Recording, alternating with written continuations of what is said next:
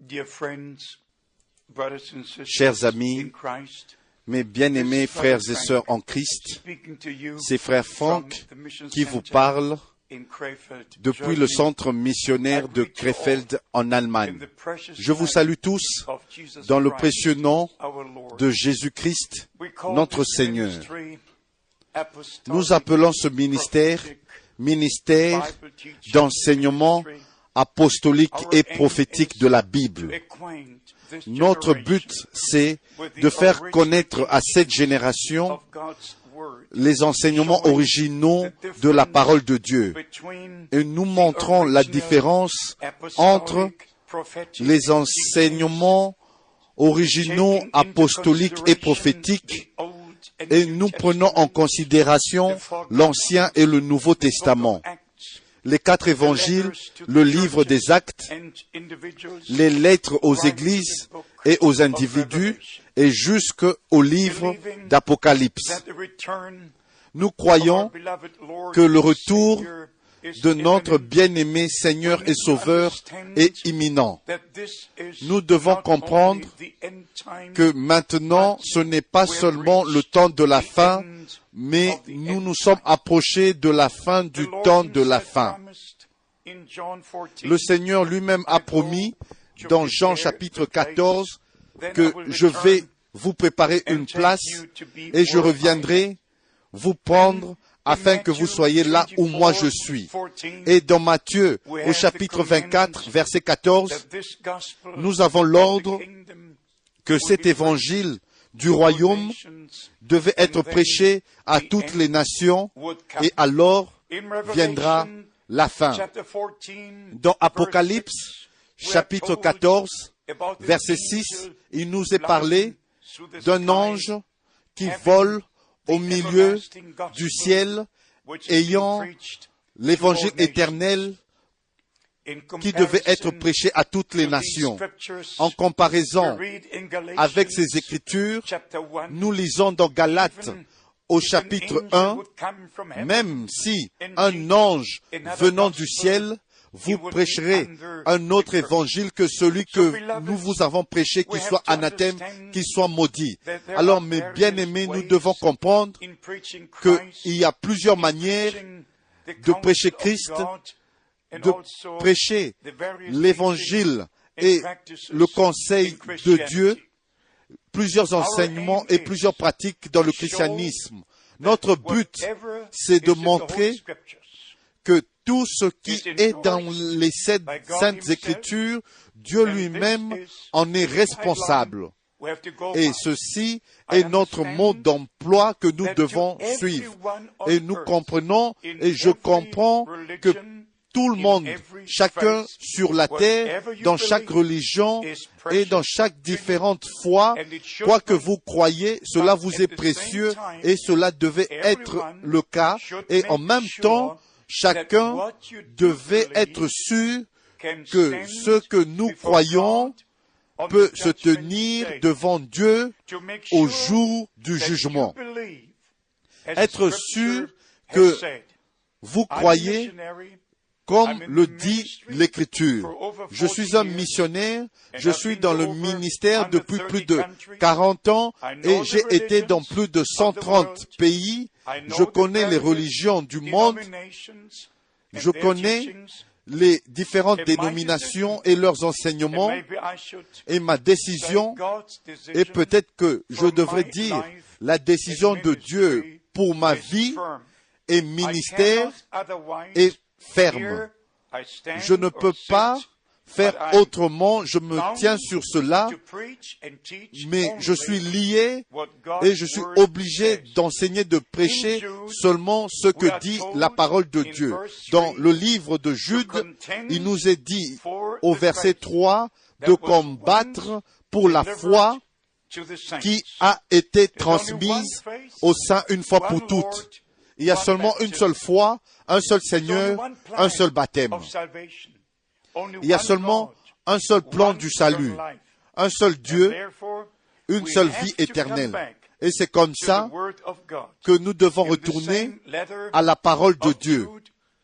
Et dans la même lettre de Jude, au verset But 17, beloved, nous lisons, remember ye the mais words vous, which were bien-aimés, spoken souvenez-vous before by the des apostles choses annoncées of our d'avance Lord par les Jesus apôtres Christ. de notre Then, of course, Seigneur we are Jésus-Christ. How Et bien people sûr, would il nous est just parlé slip in, comment present their own teaching, les gens se sont introduits and so bring en division présentant leurs propres and enseignements separation et ils ont within apporté the des body of divisions Christ. et des séparations We have to dans le understand corps de Christ. and take heed Nous to the devons warning comprendre already in et 2 faire Corinthians attention chapter 11, aux avertissements. the Apostle Déjà Paul dans 2 Corinthiens, au chapitre 11, l'apôtre Paul disait que il y en a qui prêchent un autre évangile. Ils appellent ça évangile, mais ce n'est pas l'évangile éternel, l'évangile original. C'est l'évangile des dénominations ou des individus. Mais le temps est arrivé pour nous de retourner et faire être sûr que nous croyons la parole originale de Dieu. Nous reconnaissons que maintenant les prophéties bibliques sont en train de s'accomplir et le Seigneur fait l'histoire.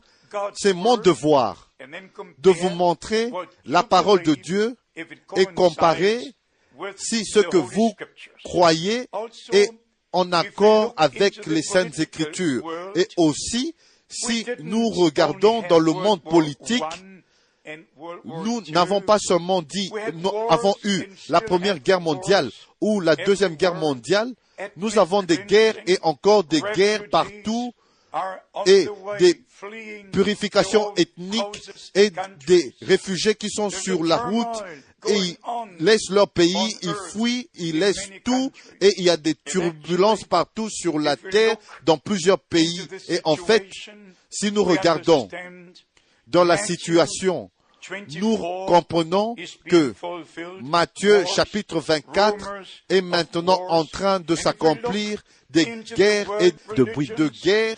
Et si nous regardons dans le monde religieux, tous ont du sang dans leurs mains. Les religions et les politiques font des fanatiques.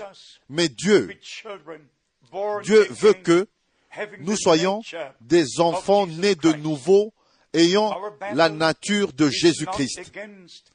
Notre bataille, notre combat n'est pas contre le sang et la chair, mais contre tous les ennemis. Et les ennemis du Seigneur sont nos ennemis. Et le Seigneur va régner jusqu'à ce que tous ses ennemis soient mis sous son marchepied et il régnera pour toujours et à jamais. Mais aussi, quand nous regardons au développement récent en Europe et partout dans le monde, tous parlent d'un gouvernement mondial, de l'unité globale, de l'humanité qui doit être unie sous une même tête. Et si vous lisez Daniel au chapitre 2 et Daniel au chapitre 7, vous comprenez les 4 empires mondiaux, comment ça sera, et le dernier sera l'Empire romain. Et maintenant, tous unis, nous voyons depuis 1989 comment l'Europe a été réunifiée et finalement le monde va être unifié. Que vous le croyez ou pas, tous ces développements sont déjà écrits dans les Saintes Écritures et particulièrement en prophétie. Mais bien aimé, Dieu connaissait la fin depuis le commencement, avant même le commencement. C'est comme ça qu'il pouvait écrire l'histoire en avance. Si nous regardons dans l'histoire de l'Europe, nous avons avec nous aujourd'hui des articles.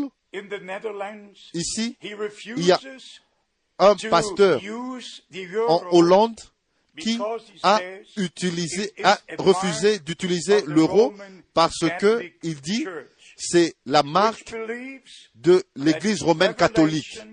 Et il croit que Apocalypse chapitre 12 où on voit une femme couronnée de 12 étoiles et l'Église dit que c'est Marie. Et ce pasteur dit, ce n'est pas le cas, ce n'est pas le cas, parce que dans les Saintes Écritures, et particulièrement dans le livre d'Apocalypse, il n'y a pas des événements passés, mais ce sont des événements qui vont venir. Et particulièrement, il est parlé du temps de la fin, et nous devons comprendre qu'il y a deux images d'une femme, une dans Apocalypse chapitre 12 et l'autre dans Apocalypse chapitre 17. Et le drapeau de l'Europe avec 12 étoiles est pris de Apocalypse chapitre 12. Et cet homme a eu la lumière de frapper le drapeau européen avec les 12 étoiles, et il dit ici que cela ne peut pas se tenir dans la présence de Dieu, que cela soit comme c'est maintenant. Mais Apocalypse chapitre 12 parle de l'Église, et ça doit être l'Église du Nouveau Testament qui est couronnée de l'enseignement des 12 apôtres. Et si dans Apocalypse chapitre 17, il est parlé d'une église, et cela doit être la grande Babylone, la mère de toutes les autres églises, si les Saintes Écritures ont encore une signification. Et nous voyons aussi l'image devant le Parlement européen, une bête avec une femme sur la bête. Et ça, c'est à Bruxelles, dans le Parlement, devant le Parlement européen. Et depuis 1948, quand cette image était déjà montrée en Allemagne. Alors nous voyons que la signification des Saintes Écritures sont trouvées et placées dans les développements des choses en ce temps en Europe, et nous voyons que les prophéties des Saintes Écritures sont maintenant de plus en plus en développement et sont maintenant à la surface. Et maintenant, dans l'unification des religions, ici vous voyez le pape qui embrasse un Coran très spécial.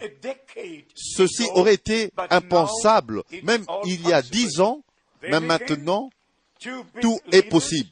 Et encore, deux grands leaders qui se serrent la main, les mains, et ils parlent de l'alliance de religion mondiale. Et encore, une autre image, un catholique qui bénit un luthérien. Ici, c'est le grand cardinal d'Allemagne, le plus haut cardinal d'Allemagne et le plus haut évêque luthérien en Allemagne. Comment il prend sa main dans la main, l'eau bénite, et met sur le front du luthérien et le consacrant cet homme. Mais bien aimé, vous pourrez dire, Monsieur Franck, est-ce nécessaire de nous montrer toutes ces choses, de nous rappeler toutes ces choses? Oui. Si je ne le fais pas, peut-être personne d'autre le ferait. Je ne suis pas quelqu'un de charismatique, je ne suis pas un homme charismatique, je ne suis pas un évangéliste, même si le Seigneur m'a accordé la grâce de conduire des millions par la grâce de Dieu. Mais mes bien-aimés, mon ministère est un ministère d'enseignement apostolique et prophétique. Et je partage avec vous tout le conseil de Dieu. Et vous disant que Dieu fait l'histoire maintenant. Et le Nouveau Testament a commencé avec l'accomplissement des prophéties de l'Ancien Testament, et le Nouveau Testament va se terminer de la même manière. Et c'est comme ça que l'apôtre Pierre écrivait que nous tenons d'autant plus certaine la parole prophétique qui brille dans un lieu obscur. Ce dont nous avons besoin maintenant, ce n'est pas des interprétations, mais la compréhension divine et la révélation divine pour reconnaître le temps et les signes du temps et de voir ce qui s'accomplit maintenant. Et nous devons aussi regarder au développement dans le cours de l'histoire de l'Église. Et déjà, dans les jours apostoliques, les hommes se sont introduits et sont venus avec des différents enseignements. Si vous allez dans Galates au chapitre 2, Paul parle de cela. Si vous allez dans Apocalypse chapitre 2, il nous est parlé des enseignements de Balaam, des enseignements de Nicolaïtes. Si nous allons dans des différentes épîtres qui ont été écrites par les apôtres qui nous avertissaient des faux docteurs, et notre Seigneur nous a parlé des faux prophètes qui vont s'élever et feront des grands signes et des grands miracles. Mais ils sont faux dans leurs enseignements. Mais bien aimés, nous devons éprouver chaque esprit, tout esprit. Et si l'inspiration vient vraiment de Dieu, et c'est seulement que nous devons vraiment vérifier si l'inspiration est fausse ou vraie. Si vous allez au jour d'Akab, il y a eu des faux prophètes, 400 prophètes d'Israël. Ils étaient mal inspirés. Leur inspiration n'était pas correcte parce qu'elle n'était pas en accord avec la parole de Dieu. Et il y avait un homme qui s'appelait Michée. Il a fait cette déclaration, je ne dirai que ce que Dieu m'a dit. Et c'est comme ça, il avait le droit, il avait la bonne inspiration. La bonne inspiration ne vient que avec la parole de Dieu, et la mauvaise inspiration vient toujours des interprétations. Et c'est comme ça que nous devons être sûrs que nous ne croyons pas aux interprétations, mais nous croyons la parole originale de Dieu. Et encore, si nous retournons au commencement du Nouveau Testament, à l'Église telle qu'elle était établie au jour de la Pentecôte, au premier sermon de l'apôtre Pierre, nous comprenons, et je dois répéter cela encore et encore, nous devons comprendre que le livre des Actes est une preuve que les apôtres ont compris la grande commission qui a été donnée par le Seigneur, et ils ont pris Matthieu, Marc, Luc et Jean. Et ils ont pris ça en considération. Par exemple, dans Matthieu, au chapitre 28, notre Seigneur a dit que nous devons enseigner toutes les nations et baptiser ceux qui croiront au nom, au singulier, au nom du Père, du Fils et du Saint-Esprit. Tous savent que Père n'est pas un nom. Fils n'est pas un nom. Nous avons la manifestation de Dieu au ciel, aux cieux. Dieu est notre Père, et c'est comme ça que nous prions notre Père qui est aux cieux, sur la terre. Le même Dieu, le Père, s'est manifesté lui-même dans le Fils. Et le Fils est appelé Emmanuel. Mais le mot Emmanuel en lui-même ne veut pas dire le Fils de Dieu avec nous, mais Dieu avec nous. Dieu avec nous, Emmanuel. Dieu avec nous dans le Fils.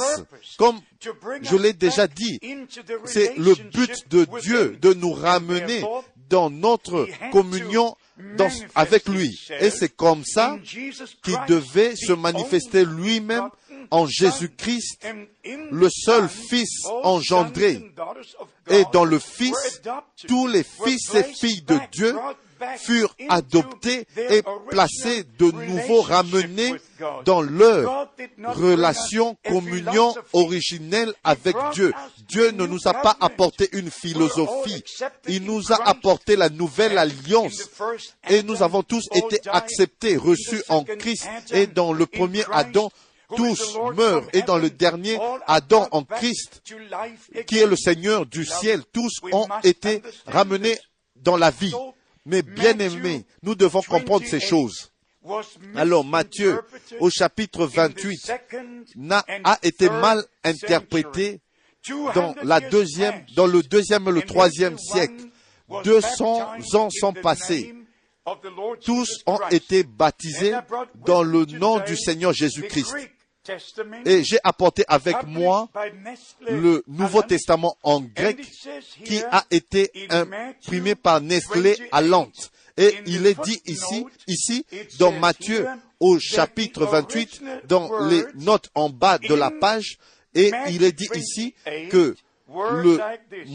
les mots originaux de Matthieu chapitre 28, into onomati moi, et explicitement en français, allez dans le monde entier et enseignez toutes les nations en les baptisant en mon nom. Eusebius, un des pères de l'Église, a fait cette déclaration que la formulation du Père, Fils et Saint-Esprit a été publiée et déclarée quand l'enseignement de la Trinité a été introduit. Les Juifs, les Israélites n'ont jamais connu une Trinité. Ils ont toujours connu Dieu. Si vous allez dans l'Ancien Testament, il s'est déjà manifesté lui-même de plusieurs manières différentes. Mais ce n'était pas un enseignement que Dieu est en trois personnes. Jamais. Et si vous prenez, j'ai apporté avec moi les deux déclarations de foi, une de Nicée, l'autre de Chalcédonie, l'une de 325 après Jésus-Christ et l'autre de 381 après Jésus-Christ. Et en 325, personne ne dit quoi que ce soit, comme il est dit ici, en 381 après Jésus-Christ, que le Fils est né du Père avant que le temps ne commence. Et ça continue, Dieu de Dieu, lumière née de la lumière, vrai Dieu né du vrai Dieu, engendré et non créé. Donc, mes bien-aimés, je ne fais pas attention à cette déclaration, non plus à l'autre déclaration. Ma déclaration de foi est seulement dans ce livre. Il n'y a pas d'autre moyen de croire autre chose pour un véritable enfant de Dieu. Mais bien aimés, laissez-moi vous dire ceci, que dans notre temps, Dieu a envoyé un prophète, un homme de Dieu, qui s'appelait William Branham. Il a été utilisé pour être un fer de lance, pour lancer le réveil après la Deuxième Guerre mondiale. C'était un réveil de salut et de guérison. Dieu l'a utilisé pour apporter, pour faire une percée d'un réveil avec des grands signes et des miracles. Les jours de la Bible étaient de nouveau là. Moi, j'ai vu les jours de la Bible avec mes propres yeux. Mais bien aimés, laissez-moi vous assurer que maintenant c'est le temps de Dieu pour le peuple de Dieu. Et vous devez connaître la parole promise de Dieu pour aujourd'hui et non faire des compromis.